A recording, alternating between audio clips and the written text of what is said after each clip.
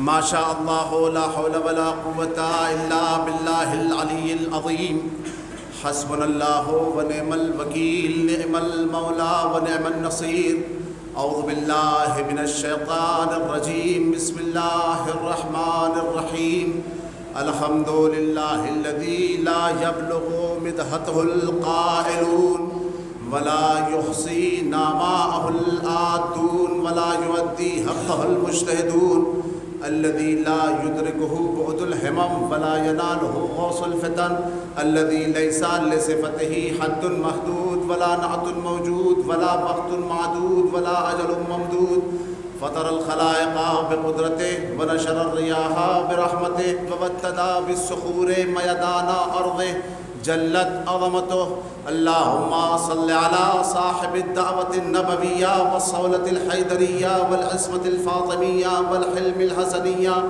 والشجاعة الحسينية والعبادة السجادية والمآثر الباقرية والآثار الجعفرية والعلوم الكاظمية والحجج الرضوية والجود التقوية النقاوة النقوية والهيبة العسكرية والغيبة الإلهية.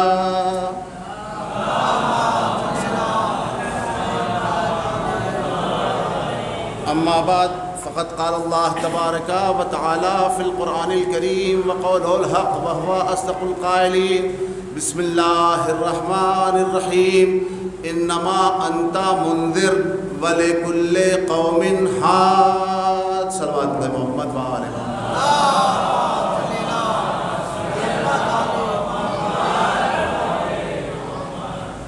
عرصہ ماہ غم روانہ ہوا عرصہ ماہ غم روانہ ہوا جیسا ماتم کا قصد تھا نہ ہوا جیسا ماتم کا قصد تھا نہ ہوا معاف کر دیجئے فاطمہ زہرا معاف کر دیجئے فاطمہ زہرا ہم سے پرسے کا حق ادا نہ ہوا ہم سے پرسے کا حق ادا نہ ہوا. عزیزان محترم اور واجب الاحترام سامعین کرام، جیسا کہ آپ حضرات کو پتہ ہے کہ آج ایام عزا کا ہمارے ہندوستان اور بر صغیر کی روایت کے مطابق آج ایام عزا کا آخری دن کہلاتا ہے. یوں تو ایام عزا ہمارا عقیدہ ہے کہ کل یوم عاشوراء کل ارض کربلا، ہر دن عاشوراء ہے، ہر دن ارض کربلا ہے. لیکن چونکہ ہمارے ائمہ اطہار نے ہم سے آج کی رات میں عزا کے ماحول کو ختم کرنے کے لیے ڈیمانڈ کی ہے، مطالبہ کیا ہے، اس لیے ہم وہی کرتے ہیں جو ہمارے ائمہ اطہار کی گائیڈ لائن ہمارے لیے جاری ہوا کرتی ہے. اور اگر واقعاً ہم امام کے پیروکار ہیں، امام کے شیعہ ہیں، امام کے چاہنے والے ہیں، تو ہم وہی کریں گے جو ہمارا امام ہم سے چاہے گا. ہم اپنی وہاں پہ کسی طریقے سے منمانی نہیں کریں گے. بس عزیزوں اور دوستوں، اب مجھے کہنے دیجئے کہ ہم ایام عزا کا آج آخری دن نہ کہتے، لیکن چونکہ ہمارے ائمہ اطہار نے کہا ہے آج تم اپنے عزا کا آخری دن قرار دے دو، اس لیے ہم ایام عزا کا آخری دن قرار دیتے ہیں. ورنہ حقیقت تو یہ ہے کہ ہمارے دلوں میں حسین بستے ہیں، ہمارے دلوں میں علی بستے ہیں، ہمارے دلوں میں خانہ کعبہ ہے، ہمارے دلوں میں کربلا ہے. کربلا جیسے پہلے آباد تھی، خانہ کعبہ جیسے ہمیشہ ہمارے دلوں میں آباد تھا، آج بھی آباد ہے، انشاءاللہ قیامت تک کے لیے آباد رہے گا. ایک صلوات پڑھے محمد وآل محمد پر.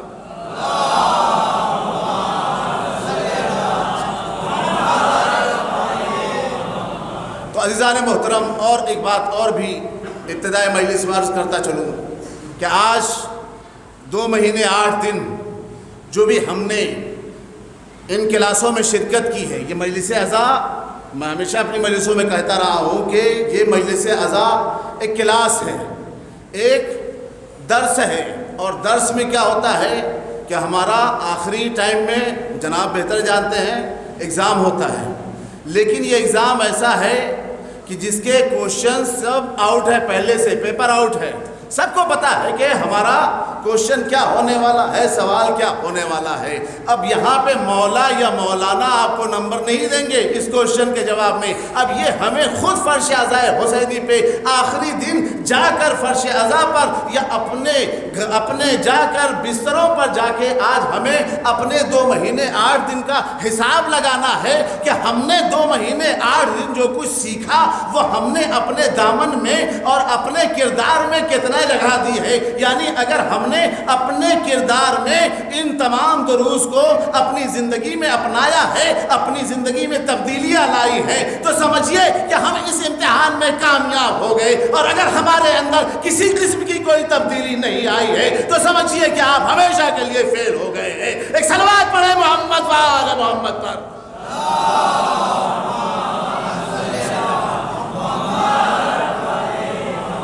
تو میں نے آپ کے سامنے جو آیت پیش کی، چونکہ میرے بہت کم وقت دیا گیا ہے، جلدی جلدی اپنی باتوں کو آپ کے سامنے پیش کرنا چاہتا ہوں، چونکہ آج ایام عزا کا آخری دن بھی ہے اور ہمارے اور آپ کے 11ویں امام حضرت امام حسن عسکری علیہ السلام کے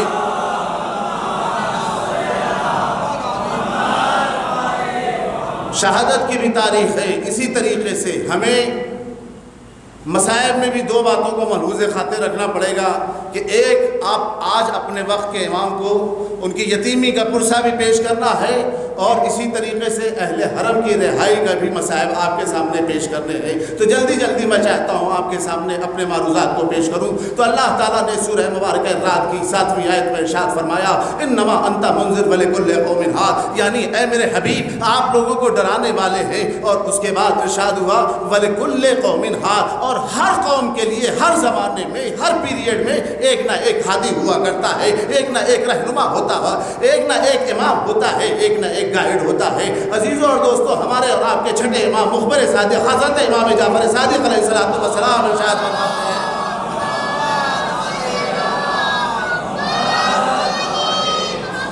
انما انت منذر ولکل قوم ہاد کے ذیل میں ارشاد فرماتے ہیں، المنذر رسول اللہ صلی اللہ علیہ وآلہ وسلم والہادی امیر المؤمنین وبعدہ الائمہ۔ یاد رکھو، منذر کسی ایسے ویسے کی ذات نہیں ہے، یہ اللہ کے رسول کی ذات ہے، اور ہادی سے مراد امیر المؤمنین اور ان کے بعد کے 11 ائمہ کی ذوات مقدسہ ہے۔ معلوم یہ ہوا کہ ہر زمانے میں، چاہے وہ مولا علی کا زمانہ ہو، چاہے وہ پہلے حسن کا زمانہ ہو، چاہے آخری حسن کا زمانہ ہو، جس کے لیے ہم آپ بیٹھے ہوئے جمع ہوئے ہیں، چاہے اس حسن کا زمانہ ہو، ہر زمانے میں ایک نہ ایک ہادی، ایک نہ ایک امام، ایک نہ ایک رہنما ہوتا ہے۔ تو عزیزوں اور دوستوں، آپ ملاحظہ فرمائیں، ہمارے اور آپ کے اس وقت جو 11ویں امام ہیں، ان کا بھی نام کیا ہے؟ نام نامی اسم گرامی حسن ہے۔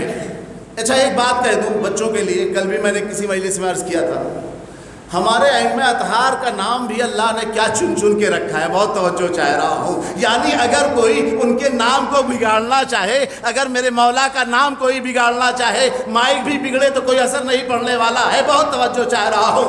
اگر کوئی ہمارے مولا کا علی کا نام اگر بگاڑنا چاہے تو علی ولی بنے گا، یعنی علی سے اوپر ہو جائے گا اس کا رتبہ۔ اسی طریقے سے حسن کو اگر کوئی بگاڑنا چاہے تو حسن پڑھے یا حسن پڑھے، ہر حالت میں حسن ہی حسن ہے، بہتر ہی بہتر نام ہوگا۔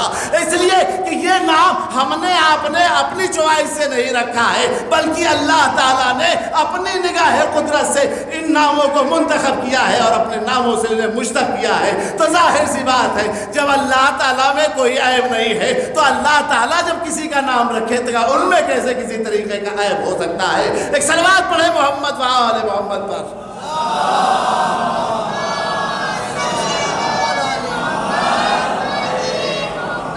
ہمارے امام کا نام، 11ویں امام کا ایک لقب جو ہے ہادی ہے، اور اسی طریقے سے 10ویں امام کا بھی لقب ہادی ہے۔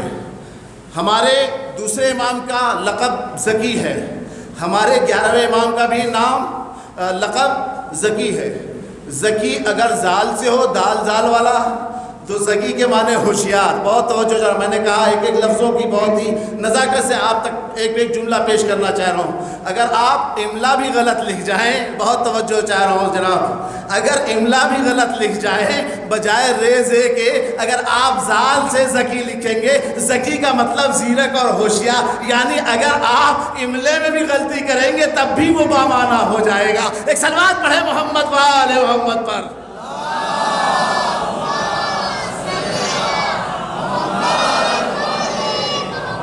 یعنی ذکی میں املا بھی بچے ہیں, اس لیے میں نے کہا بچوں کے لیے بھی میری باتیں کہنی پڑتی ہیں. اگر ذکی زال سے بھی لکھ جائے تو ذکی کے معنی کیا ہوتا ہے؟ ہوشیار. لیکن مولا کا نام جو ہے وہ ریزے والے سے ہے. ذکی کا معنی ہوتا ہے کثیر النسل, کیا ہے؟ جس کے بہت زیادہ نسل ہو. اچھا یہ بات تو دوسرے امام حسن مجتبیٰ علیہ الصلوۃ والسلام کے لیے تو سمجھ میں آتی ہے.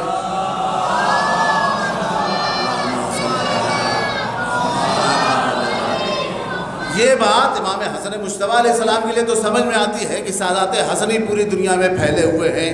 اور اسی طریقے سے جو افراد شاہ عبدالعظیم رے میں, شہر رے میں, تہران میں جا کے جو زیارتوں پہ گئے ہیں انہوں نے ان کی بھی زیارت کی ہوگی. وہ بھی امام حسن مجتبیٰ علیہ السلام کا ایک عظیم الشان روضہ ہے تہران کیپٹل میں, شہر رے میں. اور اسی طریقے سے آپ دیکھیں بہت سی جگہوں پہ سادات حسنی اور امامزادے حسنی جو ہے وہ آباد ہیں. لیکن سوال اس بات کا ہے جو ہمارے 11ویں امام کے لقب میں ذکی آیا ہے, تو آپ کو پتہ ہے کہ امام کی ٹوٹل ایج وہ 28 سال کی تھی, اور آپ کو اللہ نے صرف اکلوتا بیٹا دیا. وہ کون؟ ہمارے اور آپ کے وقت کے امام مہدی آخر الزمان علیہ الصلوۃ والسلام.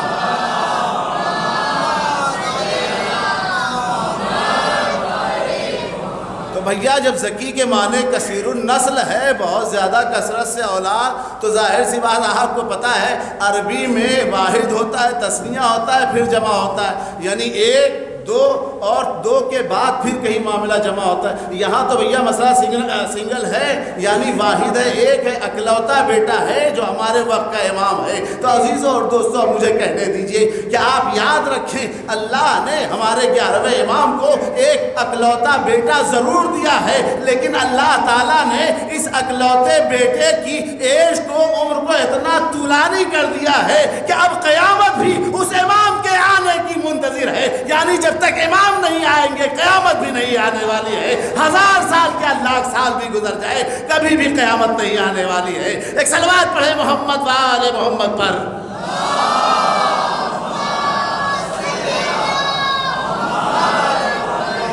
اکلوتا بیٹا ہے لیکن اس کی برکتوں سے بیون نہیں رزق الورا, اسی کے برکت کی بنیاد پر, اسی کے وجود سے تمام مخلوقات کو رزق ملنا ہے. وہ بے وجود ہی ثبتت الارض والسماء, اور اسی کی بنیاد پر آج زمین و آسمان اپنی جگہ پر ٹکے ہوئے ہیں. لولا الحجہ لساخت الارض بحالہا, اور دوسری حدیث نے پڑھ کر آواز دی اگر زمین ایک لمحے کے لیے بھی حجت خدا سے خالی ہو جائے تو تمام اہل زمین کو زمین لے کر دھس کر تہس نہس ہو جائے. اس کا مطلب یہ ہوا آج بھی کوئی فرزند رسول آخری شکل امام مہدی کی شکل میں موجود ہے جو زمین اور آسمان کو اپنی جگہ ٹکائے ہوئے ہے, ورنہ یہ تمام کے تمام زمین آسمان اور اس کے چاہنے والے اور اس کے بسنے والے تہس نہس ہو جائے اور برباد ہو کے رہ جائے. تو عزیزوں اور دوستو آپ ملاحظہ فرمائیں, حتیٰ کہ روایتوں نے یہ بھی کہا کہ اگر اللہ تعالی زمین کا ایک دن باقی رکھے, ایک دن صرف باقی رکھے, روئے زمین پہ ایک فرد ہو, تو اللہ تعالیٰ اپنی حجت کو اس زمین پر بھیجے گا اور اتنا طولانی کر دے گا کہ اس کی سرحد کو قیامت سے ملا دے گا. آپ توجہ فرما رہے ہیں, یعنی مطلب یہ ہے کہ اگر قیامت کو بھی کسی نے روکا ہوا ہے تو کوئی اور ذات نہیں ہے بلکہ وہ ہمارے وقت کے امام زمانہ ہے جنہوں نے قیامت کی بھی قیامت کو ہٹا رکھا ہے. ایک صلوات پڑھے محمد وآل محمد پر.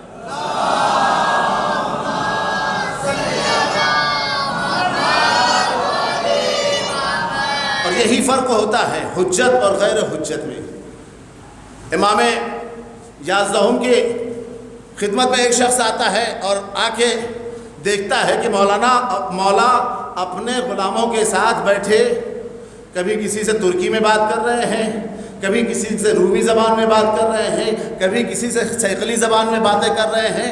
اب وہ راوی ہے جا کے دیکھتا ہے اور بیٹھ کے حیران ہوتا ہے، مولا مختلف دنیا کی مختلف زبانوں میں، اور وہ بھی مشہور زمانہ زبانوں میں، روم وغیرہ پتہ ہے آپ کو، بادشاہ روم وغیرہ سب گزرے ہیں، اور ان کی زبانوں میں مولا اپنے غلاموں سے بیٹھے گفتگو کر رہے ہیں۔ اور ظاہر سی بات ہے وہ امام ہی امام کیا، وہ اپنے دل میں سوچ رہا ہے، ابھی اپنے خیالات کا اظہار امام کے سامنے نہیں کیا۔ امام مسکرائے اور اس کی طرف متوجہ ہوئے اور کہا، اے نادان، تجھے نہیں پتا حجت اور غیر حجت میں یہی فرق ہوتا ہے۔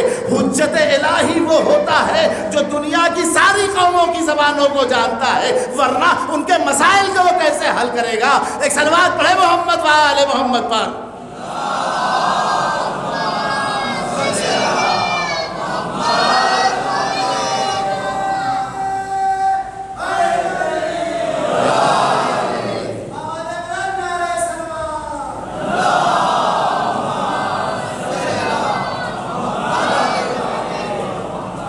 امام کا ایک لقب کیا ہے؟ عسکری۔ امام کا ایک لقب، میں نے کہا نام کیا ہے؟ حسن، اور لقب ہے عسکری۔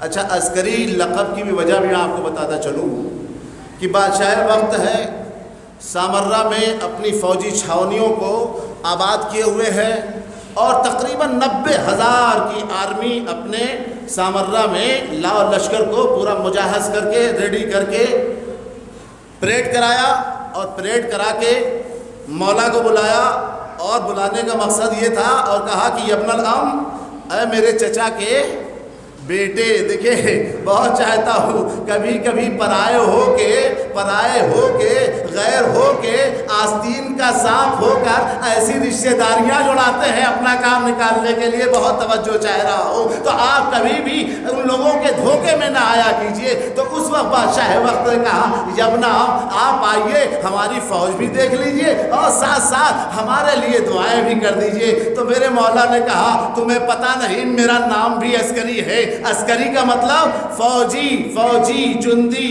آرمی۔ اس وقت میرے مولا نے جیسے ہی 90,000 کی فوج کا مشاہدہ کیا، اس کے بعد میرے مولا نے ایک تاریخ ساز جملہ کہا، ارایتنی جنودک، تم نے اپنی فوج کو مجھے دکھایا، اذن لی اراک جنودی عسکری، اب تو مجھے اجازت دے تاکہ میں بھی اپنے لشکر کو، اپنی آرمی کو، اپنی فوج کو بھی تجھے دکھاؤں۔ فاشار الامام الی السماء، میرے مولا نے 2 انگلیوں کا اشارہ کیا اور کہا، اے ابن ہم کہنے والے، اب ذرا میری ان 2 انگلیوں کے درمیان دے۔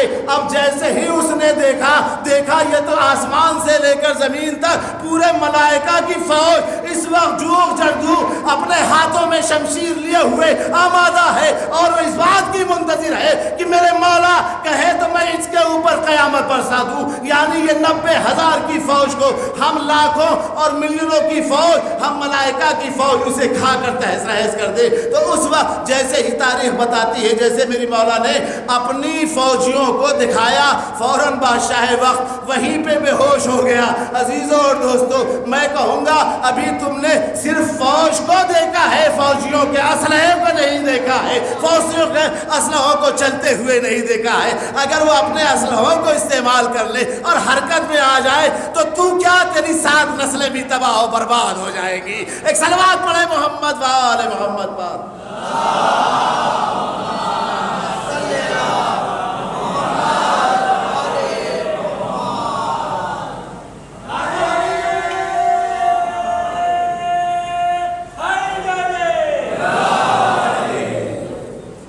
تو آپ نے ملاحظہ فرمایا کہ امام کا ایک لقب کیا ہے؟ عسکری، یعنی فوجی، فوج والا، اور یہ معمولی فوج نہیں ہے۔ اور یہی وجہ ہے عزیزو، میں نے تاریخ میں خود پڑھا ہے، 7ویں امام کی زندگی ان کی بھی قید خانے میں گزری، ہمارے امام کی 11ویں امام کی بھی کہ عمر جو ہے وہ 6 سال سے زیادہ تقریباً قید خانے میں گزری۔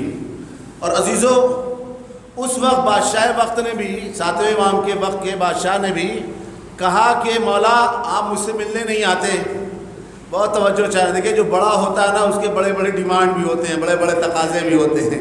مولا آپ مجھ سے ملنے نہیں آتے, تو میرے مولا نے کہا کہ میں تیری حکومت سے نہیں بلکہ میں تیرے اخلاق اور کردار سے ڈرتا ہوں. کہیں ایسا نہ ہو جائے کہ میں تیرے پاس آ کر بیٹھوں اور تیرے جیسی بد اخلاقیوں کا مظاہرہ میرے جسم اور میرے وجود سے بھی ظاہر ہونے لگے. اور اس کے بعد میرے مولا نے ایک تاریخ ساز جملہ کہا, انت الامام الجسود وانا امام القلوب. یاد رکھ اے بادشاہ وقت, تو یہ سمجھتا ہے کہ میری حکومت لوگوں کے جسموں پہ ہے تو ہوا کرے, لیکن یاد رکھ ہم ائمہ وہ ہوتے ہیں کہ جو لوگوں کے دلوں پر بغیر اسلحے کے حکومت کرتے ہیں, اور تم اپنی فاسق و فاجر فوجوں کے اوپر اپنی شمشیر کے زور پر حکومت کیا کرتے ہو. ایک صلوات پڑھے محمد و آل محمد پر.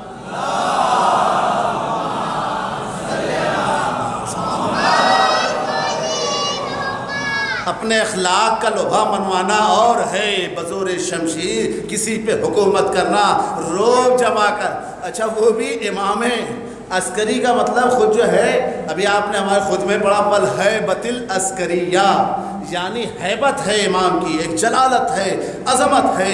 اور بڑے بڑے لوگوں کو جو صرف دیکھ لے امام کو تو مرعوب ہو کے رہ جائیں. اور یہی وجہ ہے ہمارے ائمہ معصومین کی تاریخ یہ ہے. تمام ائمہ کی تاریخ آپ پڑھ جائیے, اگر ائمہ اطہار مسکرائیں نا تو کسی کو زبان کھولنے کی لب کشائی کی جرأت اور ہمت ان کے سامنے نہ ہو. تو عزیزوں اور دوستیں یہی وجہ ہے کہ چوتھے امام کے قصیدہ فرزدقیہ میں بھی یہی تو شاعر فرزدق نے یہی کہا تھا کہ یہ ان سے کسی بھی فرد کو بولنے کی جرأت اور ہمت نہیں ہوتی, مگر اس وقت ہمت بڑھ جاتی ہے جب امام مسکرا کر اپنے چاہنے والوں سے گفتگو کرتے ہیں. تو عزیزوں اور دوستوں میں عرض کر رہا تھا کہ امام کی تاریخ وہ ہے کہ واقعاً آپ کی ایک ایک تاریخ ایک ایک سیرت اگر ہم دیکھیں تو ہمارے لیے وہ آئیڈیل ہے اور نمونہ عمل ہے. تو عزیزوں اور دوستوں آپ نے ملاحظہ کیا کہ ایک مرتبہ ہمارے امام کے سامنے ایک شخص حاضر ہوا اور آ کے عرض کیا, مولا یہ بھی کیا مرحلہ ہے, کیا بھی مسئلہ ہے کہ دین اسلام نے بیچاری عورتوں پر جو مسکین ہیں, بیچاری ہیں اور جسمانی طور پر خود بیچاری کمزور ہوتی ہیں, ان کو اسلام نے ایک حصہ دیا ہے میراث میں سے, اور جو مرد تنومند ہوتے ہیں, طاقتور ہوتے ہیں, ان کو اسلام نے دوہرا حصہ رکھا ہے. اور قرآن کی آیت بھی ہے وَلِلذَّكَرُ مِثْلُ حَظِّ الْأُنثَيَيْنِ, یعنی مردوں کا میراث میں ڈبل حصہ ہے اور عورتوں کا اکیلا حصہ ہے. تو اس وقت میرے مولا نے فوراً اس سے جواب دیا اور کہا, اے نادان تجھے نہیں پتا کہ لِأَنَّ الْمَرْءَ لَيْسَ عَلَيْهَا جِهَادٌ وَلَا نَفَقَةٌ عَلَيْهَا, یعنی یاد رکھ تجھے نہیں معلوم کہ عورتوں کے اوپر کسی طریقے کا کوئی جہاد اسلام نے نہیں رکھا ہے اور نہ ہی نانو نفقہ اس کی گردن پہ رکھا ہے, بلکہ یہ کام ہے شوہر کا. اور یہی وجہ ہے قرآن نے بھی بڑھ کر آواز دی اور حدیث رسول نے بھی بڑھ کر آواز دی, اگر عورت کو اپنے جہاد کا شوق ہے تو یاد رکھو جہاد المرأۃ حسن التبعل, یعنی اگر کوئی عورت اپنے گھر میں رہ کر جہاد کرنا چاہتی ہے تو اپنے شوہر کی بہترین خدمت گزاری کرے تو اللہ تعالیٰ اسے جہاد کا ثواب عطا کرے گا. اور اسی طریقے سے شوہر کے لیے بھی اللہ تعالیٰ کے رسول نے کہا القاد لعیالہ کالمجاہد فی سبیل اللہ, جو اپنے بال بچوں کے اپنے اولاد کے خرچے کے لیے تک و دو کرتا ہے, زحمت اور محنت کرتا ہے, اس کو بھی اللہ تعالیٰ مجاہد فی سبیل اللہ کا اجر اور ثواب عطا فرماتا ہے. ایک صلوات پڑھے محمد و آل محمد پر.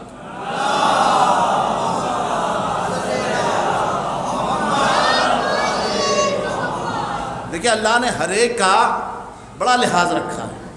عورتیں بھی ادھر سے ٹینشن میں نہ آئیں کہ اتنے عظیم جہاز سے اللہ نے ہمیں محروم رکھا ہے. حدیث نے بڑھ کر آواز دی جہاد المرأۃ حسن التباعل, اور ادھر مردوں کو مولا نے کیا کہا, ڈبل حصہ. بھائی مولانا کو بھی یا مرثیہ پڑھنے والوں کو ڈبل حصہ ملتا ہے. بھائی کیوں ملتا ہے, کوئی اعتراض کرتا ہے جی؟ نوحہ پڑھنے والوں کو ہے نہیں. تو یہ کیوں؟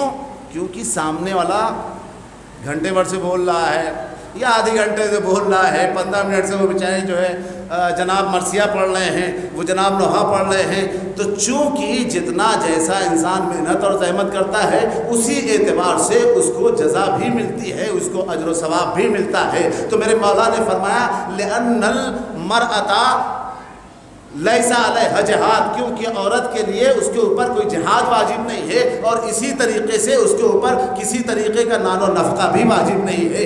تو جیسے ہی یہ سوال کا جواب سنا، ابو ہاشم جعفری کہتے ہیں دیکھیے میں نے کہا ہر امام ہر انسان کے لوہے دل کو پڑھتا ہے، تو انہوں نے اپنے دل ہی دل میں سوال کو سن کر فوراً اپنے ریمائنڈ کیا، اپنے دماغ کو دوڑایا، اور انہوں نے کہا کہ بھئی یہی سوال تو ابن ابی الاوجاع نے ہمارے چھٹے امام سے یہی سوال کیا تھا، اور میرے امام نے بھی بالکل یہی جواب دیا تھا، بہت توجہ چاہ رہا ہوں، بس یہ سننا تھا اور کہنا تھا اس کا دل ہی دل میں۔ میرے مولا فوراً مسکراتے ہوئے اس کی طرف متوجہ ہوئے اور کہا اما ابو ہاشم جعفری تم کو یہ نہیں پتا جب سوال ایک ہے تو جواب بھی تو ایک ہی ہوگا، اور تم کو پتا ہے اگر وہ چھٹے امام نے فرمایا تھا اور وہ اپنے وقت کے امام معصوم تھے تو میں بھی تو اپنے وقت کا امام معصوم ہوں، ہم میں وہی پہلا جواب دیتا ہے جو آخر جواب دیتا ہے، ہمارے پہلے اور آخر کا علم برابر ہے، جبھی تو ہمارے پیغمبر نے بڑی خود اعتمادی سے بڑے ہی کانفیڈنس سے کہا تھا اولنا محمد آخرنا محمد اوسطنا محمد وکلنا محمد۔ یاد رکھو ہم میں اول بھی محمد ہے، اوسط بھی محمد ہے، آخر محمد ہے، ہمارے کل کے کل محمد ہے۔ اور اس کے بعد حدیث کو پیغمبر نے یہیں پہ نہیں روکا،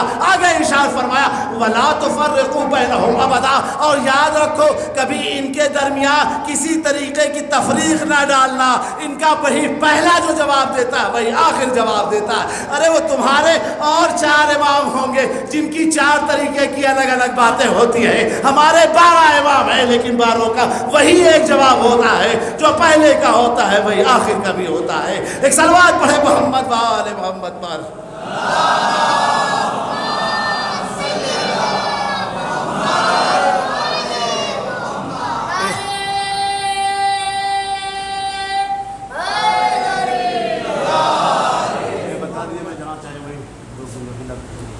اجازت ہے تو اور پڑھوں، نہیں تو میں مسائل اگر پڑھانا ہے تو سلوات پڑھیے، جیسی سلوات ہوگی ویسے پڑھوں گا میں۔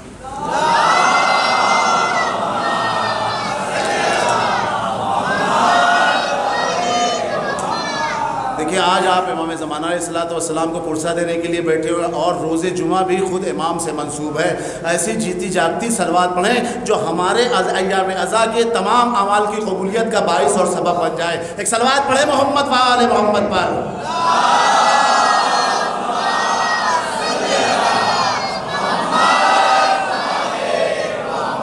3 سلوات اپنے اعمال کو قبول کرانے کے، 1-2 سلوات اور پڑھیں محمد وآل محمد پر۔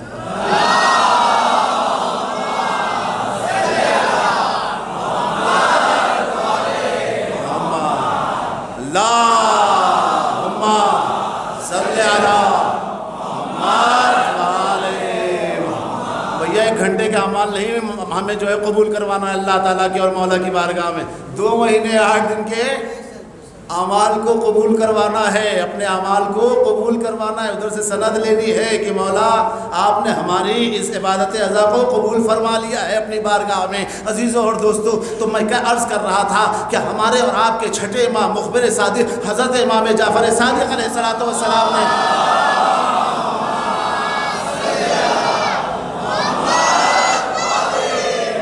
بڑے ہی خود اعتمادی کے ساتھ ایک حدیث اور ارشاد فرمائی، حدیثو جدی حدیثو ابی و حدیثو حبی حدیثو جدی حدیثو جدی حدیث الحسین حدیث الحسین حدیث الحسن حدیث الحسن حدیث امیر المؤمنین حدیث امیر المؤمنین حدیث رسول اللہ قول اللہ عز و جل۔ یاد رکھو میری حدیث میرے بابا کی حدیث ہے، میرے بابا کی حدیث میرے جد کی حدیث ہے، میرے جد کی حدیث حسین کی حدیث ہے، میرے حسین کی حدیث حسن کی حدیث ہے، میرے حسن کی حدیث مولا امیر المؤمنین کی حدیث ہے، اور مولا امیر المؤمنین کی حدیث رسول اللہ کی حدیث ہے، اور رسول اللہ کی حدیث اللہ تعالیٰ کا قول ہے۔ اب فخر کی کیا کرو، ناز کیا کرو. ایسے بھی کہیں ہادیان امت ملیں گے جو اتنے کانفیڈنس سے اپنی باتوں کا سلسلہ لے جا کے اللہ تعالیٰ سے جوڑ دے. ایک صلوات پڑھے محمد وآل محمد پر.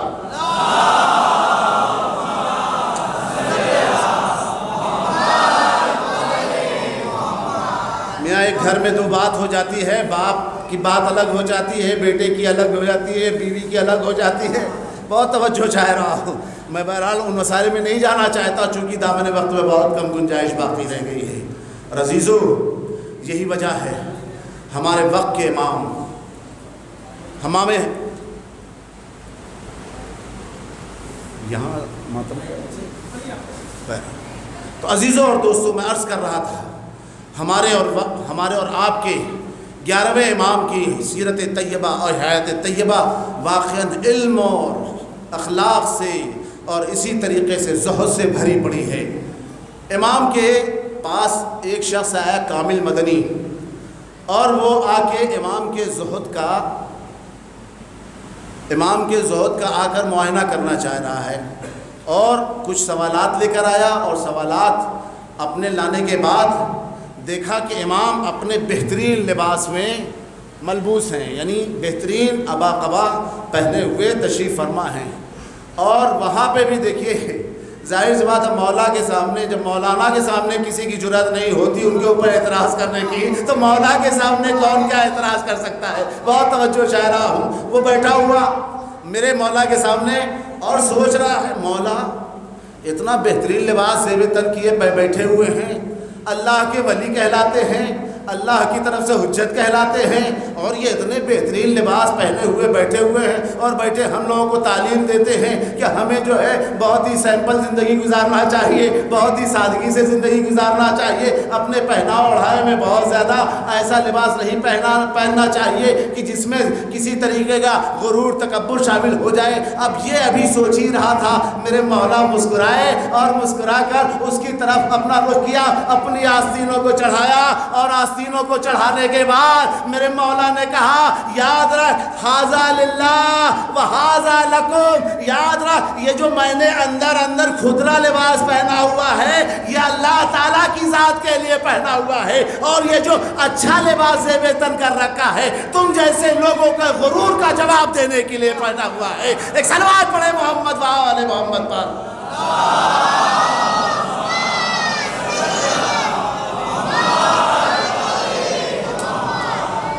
تو آپ نے ملاحظہ فرمایا امام اپنے وقت کے اعتبار سے چلتا ہے، اور امام اپنے زمانے کے لوگوں کی ہر صفت سے کم اپنی زبان میں بچوں کو سمجھانے کو ایک ہاتھ تو آگے ہی ہوتا ہے. تو اب ظاہر سی بات ہے میرے مولا نے فوراً، میں نے کہا ابھی وہ یہ اپنے دل میں کیسٹ اپنے دماغ کی چلا ہی رہا تھا، میرے مولا نے اس کی چلتی ہوئی کیسٹ کو پڑھ لیا اور کہا اے نادان تجھے نہیں پتا کہ ہم ائمہ اطہار کی سیرت طیبہ کیا ہوتی ہے. ہم لوگوں کے سلیکٹڈ امام نہیں ہیں، ہم لوگوں کے بنائے ہوئے خلیفہ نہیں ہیں، ہم خلیفۃ اللہ فی الارض ہیں، یعنی ہم روئے زمین پر اللہ کے بنائے ہوئے خلیفہ ہیں اور امام ہیں. اور ہماری سیکورٹی ایرے غیرے نتھو خیرے نہیں کرتے، ہماری سیکورٹی اور ہماری ضمانت تو اللہ نے لے رکھی ہے، ہمارے کردار کی بھی ضمانت لے رکھی ہے اور hamaari حیات کی بھی ضمانت لے رکھی ہے. ایک صلوات پڑھے محمد وآل محمد پر.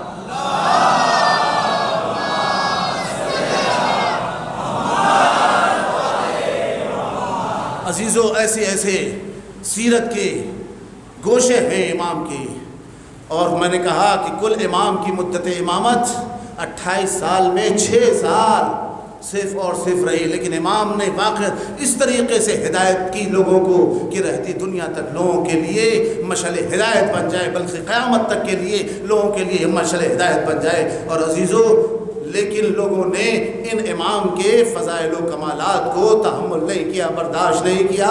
بالآخر بادشاہ وقت نے ہمارے 2 امام کو زہر حل دیا گیا.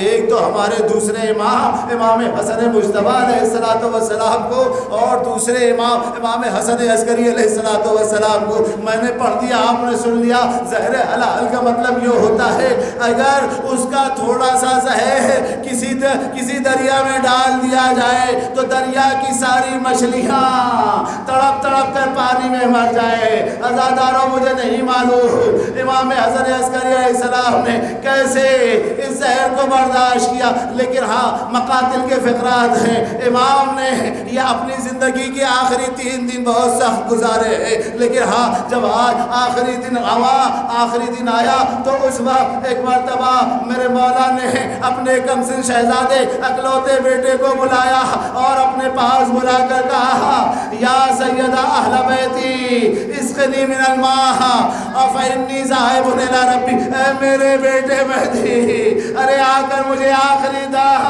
ایک قطرہ آپ پلا دو، اس لیے کہ میں اب اس دنیا سے رخصت ہونے والا ہوں۔ میں کہوں گا اے مولا امام زمانہ آپ بڑے خوش نصیب تھے، ارے اپنے بابا کی شہادت کے وقت حاضر ہو گئے، آپ کے بابا نے ایک قطرہ آپ کا سوال کیا اور آپ نے آ کر ایک قطرہ آپ پیش کر دیا، لیکن ہر امام نے یہی کہا لا یومک یومک یا ابا عبداللہ، ارے جیسا دن امام حسین کربلا میں گزر گیا کسی امام میں نہیں گزرا۔ میرا مولا مظلوم امام یا شبر اسقنی شربتا من الماء ہمیشہ یہ فریاد کرتا اے شیخ ارے مجھے آخری دم ایک گھونٹ پانی پلا دے، وہ ملعون کہتا ہے میرے مولا نے بلکہ یہ بھی کہا کہ اگر تو مجھے ایک گھونٹ پانی پلا دے گا تو میں اپنے جد رسول اللہ کی شفاعت تیرے حق میں کرا دوں گا، لیکن وہ ملعون کہتا ہے کہ اگر تمام دنیا پانی پانی ہو جائے میں آپ کو ایک قطرہ آب دینے والا نہیں ہوں۔ لوزادار ہو مولا اس دنیا سے رخصت ہوئے، غسل ہوا، کفن پہنایا گیا، دفن کیا گیا۔ میں کہوں گا مولا امام زمانہ ارے آپ بڑے خوش نصیب تھے، اپنے وقت میں پہنچ گئے، آپ نے غسل کا دیا اور اسی طریقے سے کفن دیا، آپ نے نماز جنازہ پڑھائے، لیکن ذرا سید سجاد کے دل سے پوچھے جب 11 محرم کو مقتل کربلا سے گزارا جانے لگا تو ایک مرتبہ شہزادی زینب نے سید سجاد کو دیکھا اور کہا مالی اراک ان تجود بنفسے، اے بیٹا سید سجاد ارے میں تمہاری کیسی حالت دیکھ رہی ہوں، ایسا لگتا ہے تم اپنی جان گنوا دو گے۔ تو میرے مولا نے تڑپ کے کہا ارے بھوپی آپ نہیں دیکھتی، ارے اللہ شاید جس کو ملعون نے اپنے دفن کر دیا ہے، لیکن میرے بابا کا لاشا یوں ہی بے گور و کفا زمین کربلا پہ پڑا ہوا ہے۔ آزادارو بازادارو آج آپ کو پتا ہے کہ اسیران اہل حرم کا قافلہ مدینے پہنچا ہے، اور جب شام سے رہائی ملی ہے تو مقاتل کے فقرات ہیں۔ ایک مرتبہ حداد کو بلایا، حداد نے مولا سجاد کے ہاتھوں سے ہتھکڑیاں بیڑیاں اور گلے کا خار توق نکالا، اور اس کے بعد جیسے ہی حداد نے ایک مرتبہ دیکھا میرے مولا سجاد پہ نظر پڑی، دیکھا مولا زارو قطار ہو رہے ہیں، حداد تڑپ گئے، کہا مولا ارے کیا میرے ہتھکڑیوں بیڑیوں کے کاٹنے کی وجہ سے آپ کو تکلیف ہو رہی ہے؟ تو میرے مولا نے تڑپ کے کہا اے حداد ارے مجھے کوئی تکلیف نہیں ہو رہی ہے، ارے بس مجھے ایک فکر مارے ڈالے ڈا رہی ہے کیا اس رہائی کا کیا فائدہ ہے؟ ارے میری بہن سکینہ جس کو اپنے وطن جانے کی بڑی تمنا تھی اس زندان شام میں مر گئی ہے، اب میں اپنے وطن جا کر لوگوں کو کیا جواب دوں گا؟ آزادارو اس کے بعد تمام سیدانیاں سوار ہوئی، محمل آمادہ ہیں، تمام سواریوں پہ سیدانیاں سوار ہو گئی، مقاتل کے فقرات ہیں۔ ایک مرتبہ شہزادی زینب کو نہ جانے کیا یاد آیا، اپنے کلیجوں کو تھام کر در زندان پر بیٹھ گئی اور زندان کے پاس جو شام کی عورتیں تھیں ان سے کہا کہ اے شام کی عورتوں ارے میری تم سے 2 گزارش ہے کہ یاد رکھو جب شام کے وقت تمہارا اس زندان شام سے گزر ہو تو ایک شمع آقا میری بیٹی سکینہ کی قبر پر جلا دینا، اس لیے کہ اس کو زندان کے اندھیرے سے بہت ڈر لگتا تھا، اور اگر ممکن ہو تو اپنے ساتھ تھوڑا سا پانی لانا اور قبر سکینہ پہ ڈال دینا، اس لیے لیکن میری بچی اس دنیا سے بہت پیاسی گئی ہے۔ آزادارو میں نے مجلس تمام کی 2 منٹ اور آپ کی زحمت تمام لو آزادارو یہ مدینہ قافلہ پہنچ گیا۔ ایک مرتبہ بشیر کو مولا عباس کا علم دے کر سید سجاد نے کہا ارے جاؤ اس وقت مدینے میں خبر دے دو۔ ایک مرتبہ بشیر گیا اور کہا یا اہل اسر ولا مقام لکم، اے مدینے والو ہم مدینہ رہنے کے قابل نہیں رہا۔ ارے دیکھو حسین قتل کر دیے گئے، ان کے غم میں میری آنکھوں سے اشک روا ہے۔ اور اس کے بعد جیسے ہی جناب ام کلثوم نے مدینے کے در و دیوار کو دیکھا اپنے نانا کا پرانا مدینہ یاد آیا، مرثیہ پڑھنا شروع کیا۔ مدینہ تو جدنا لا تقبلینا فبالحسنات والاحزان جینا خرجنا منک بالاہلین جمعا رجانا لا رجالا ولا بنینا۔ اے نانا کے مدینے ہمارے آنے کو تو کبھی قبول نہ کر رہا، اس لیے کہ جب ہم یہاں سے گئے تھے تو ہماری گودیں آباد تھی، علی اصغر ہمارے ساتھ تھا، سکینہ ہمارے ساتھ تھی، قاسم ہمارے ساتھ تھا، علی اکبر ہمارے ساتھ تھا، بھیا عباس ہمارے ساتھ، لیکن اب ہم واپس آئے ہیں تو ہمارے ساتھ کوئی نہیں ہے۔ آزادارو اور اس کے بعد جیسے ہی مدینے میں پہنچی ہیں ایک مرتبہ شہزادی زینب نے اپنی مادر گرامی ام البنین کو دیکھا اور اس کے بعد دیکھنے کے بعد کہا اے مادر گرامی آپ کو پتہ ہے جب کوئی مسافر کہیں سفر پہ جاتا ہے تو اپنے گھر والوں کے لیے سوغات لے کے آتا ہے۔ اے مادر گرامی ارے میں بھی کربلا سے آپ کے لیے ایک سوغات لے کے آئی ہوں۔ شہزادی زینب نے اپنی گٹھری سے مولا عباس کی خون بھری ڈھال نکالی اور اس کے بعد جناب ام البنین کو دے کر کہا ارے یہ آپ کے بیٹے عباس کی ڈھال ہے۔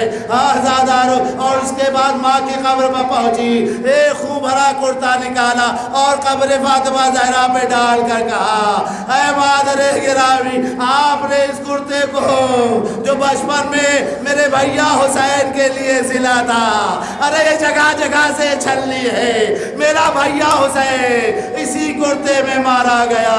اور ایک مرتبہ اپنے نانا رسول خدا کے مزار پہ پہنچ کر ایک فریاد کی، کہا اے نانا رسول خدا اگر نامحرموں کا مجمع نہ ہوتا تو یا آپ کی نواسی زینب اپنے بازوؤں کو ہٹا کر نیل کے نشان دکھاتی۔ آزادارو لیکن شہزادی زینب نے کہا اے نانا رسول خدا آپ کی امت سے مجھے بس ایک شکوہ ہے، جب 11 محرم کو مقتل کربلا سے ہمیں اس طریقے سے گزارا گیا، ارے جیسے لگتا ہے میرے بھیا حسین سے ہمارا کوئی رشتہ نہ ہو۔ الا لعنت اللہ علی القوم الظالمین۔ ماتم حسین یا حسین۔